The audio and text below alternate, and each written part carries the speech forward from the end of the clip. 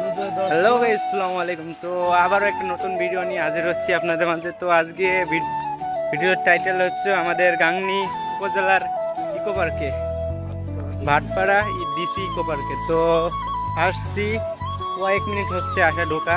তো আপনাদের দেখামু, সবাই সাথে থাকবেন। Let's go.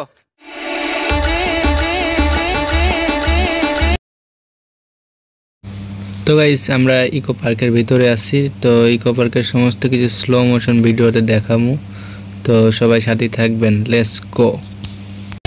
First of all আমাদের ইকো পার্কের শহীদ স্মৃতিসৌধে আসছি। তো এরপরেই যাবো আজব গুহাতে। আগে শহীদ স্মৃতিসৌধে আপনাদের সবার সাথে শেয়ার করে দেখে নিই। তো ভিডিওটা পেস ক্যামেরা দিয়ে দেখাচ্ছি গার্ডেনে। তো দেখাই গার্ডেনের সৌন্দর্য, অত্যন্ত একটি সৌন্দর্য পরিবেশ। তো আপনারা আসতে পারেন, বিশেষ করে নারকেলের জোড়া যাদের আসছেন তাদের জন্য সুখবর। জায়গাটা অনেক নিরিবিলি পরিবেশ এবং দেখায় অনেক,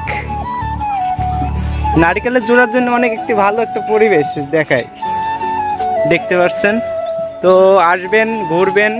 তো আমরা পুরো পার্কটা ঘুরে দেখাবো এখন। তো গাইস, আমরা এখন আছি আজব গুহাতে। এই গুহাটি অনেক সুন্দর। আপনারা যারা আসবেন, ঘুরবেন আমাদের ইকো পার্কে, তো এসে আগে ঢুকবেন আজব গুহায়। অনেক অসাধারণ একটা গুহা।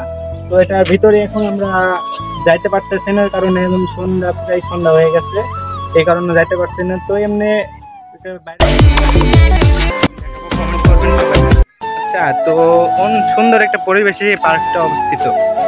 পার্কটা অনেক দারুণ একটা পার্ক, আর অনেক পার্কটা হওয়ার আগেও থেকে অনেক নাম করা একটা জায়গা এটা। লীলকুটি কয় না, লীলকুটি। তো আগেও অনেকবার আসছি, যেহেতু আমার এখানে নানি বাড়ি আমার, সেহেতু এখন লীলকুটি ঠিক হয়ে গেছে ডিসি ইকো পার্ক। তো সবাই, আর বিশেষ করে নারকেলের জোড়া যারা আসছেন, কাপলদের করছি, অনেক সুন্দর একটা জায়গা। এসে একবার ঘুরে যাবেন বয়ফ্রেন্ড সাথে করে। তো সবাইকে আজকের মতো এই পর্যন্তই। তো আসসালামু আলাইকুম।